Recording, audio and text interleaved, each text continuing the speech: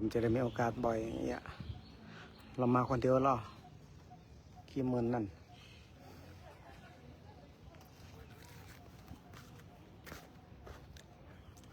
อารมณ์มาให้หน่อยเจริญพรอันนี้คือวัดภาษีสันเพชรวัดภาษีสันเพชรป่ะเนี่ยเราจะเดินทางกันเที่ยววัดภาษีสันเพชรพระนครศรีอยุธยาช่วงบ่ายนี้อากาศค่อนข้างร้อนหน่อยแต่ก็มีจ้องเนาะมีจ้องเป็นวัดเก่าในสมัยอยุธยา700-800 ปีก่อนนะเมื่อ700-800 ปีก่อนก็คงจะสวยสดงดงามขนาดเนาะวันนี้ก็มาเยี่ยมชมรื้อฟื้นอดีต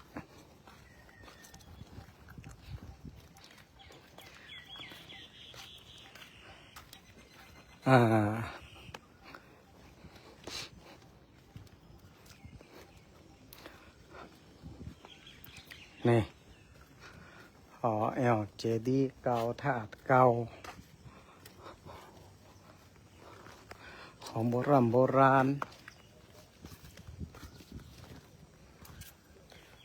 ลูกทำไมอีกอะ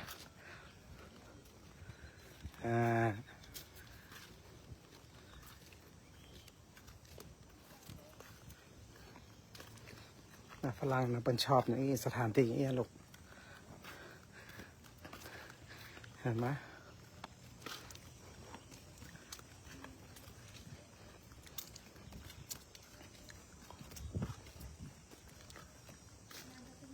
ดูให้เห็นเป็นบุญตาลูก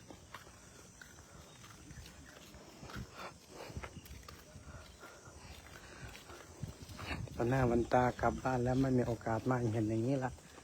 เหมือนไอ้ติ๊บไอ้รวยเนี่ยมีหมดที่จะปลาไม่เอามันว่าวันหน้ามีตังค์ถึงมาได้บ่มันว่าทำอะไรมึงจะมีตังค์เนี่ยปัจจุบันมันยังมีเลยแล้ววันหน้ามึงจะมีตังค์ได้ยังไง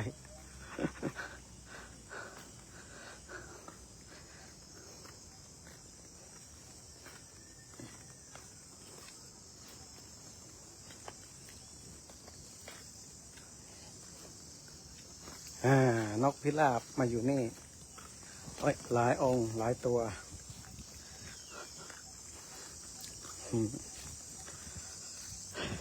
ในเมืองเก่าอยุธยา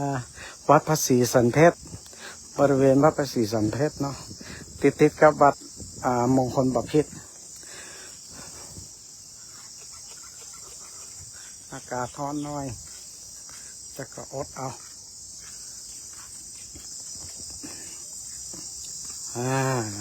ลูกขอ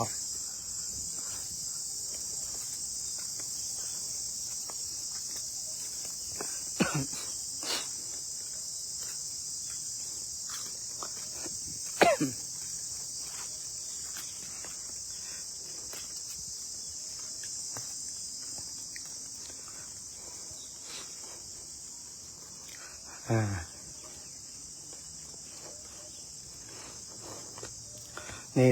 พระเจ้าองค์เก่าองค์เดิมเปิ้นเกาะผุพังไปตามสภาพการเวลาเนาะแต่ก่อนคงจะเป็นพระเจ้าองค์ใหญ่งามขนาดองค์นี้นะนี่เอาสามเณรสายเสมอมาเที่ยว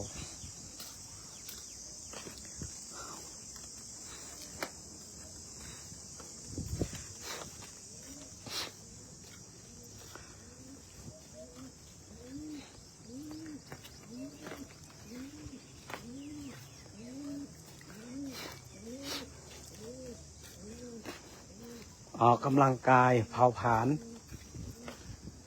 าญไขมัน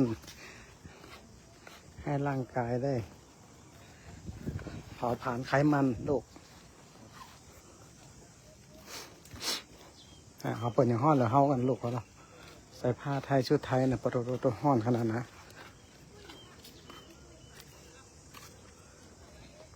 กว่าจะได้รูปแต่ละรูป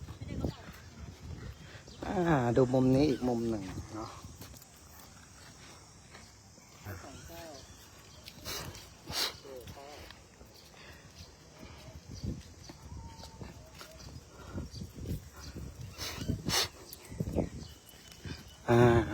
สวยๆวัดพระศรีสันเพชร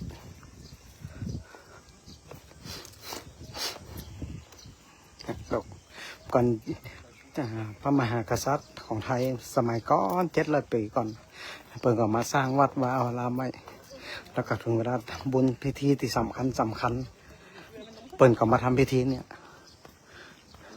ครับเต็มเดือนนี้เป็นย้ายจากเมืองหลวงนี่ไปอยู่กรุงเทพมหานครบนอันนั้นตุกปีมได้ป้าไปที่มีพระเกียวมรกตอยู่น่ะ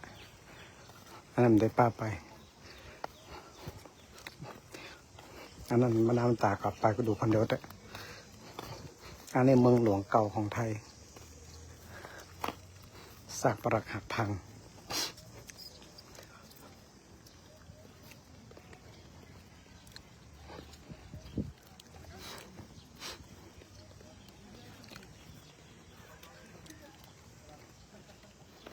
เมื่อคืนน่ะสวยขนาดนั้น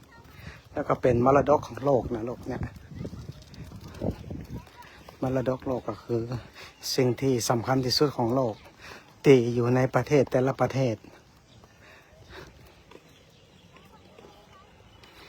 อย่างพม่าก็มีเจดีย์ชเวดากองเนี่ยของไทยก็มีอยุธยาเนี่ยเพราะอยุธยาเมืองเก่าเนี่ยเป็นอย่างนี้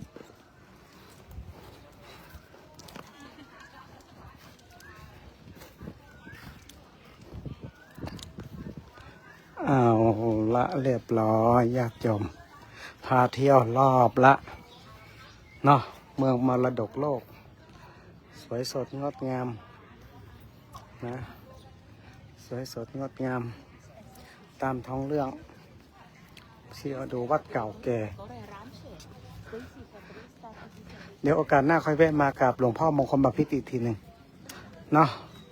เพราะว่าสายเก็บให้หน่อย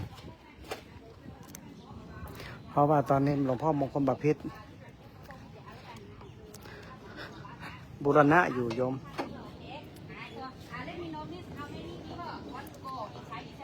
เดี๋ยวเราไปซื้อน้ำฉันก่อนเนาะ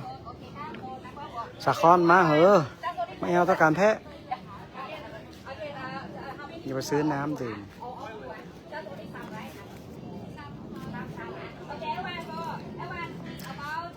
โอ้กุศล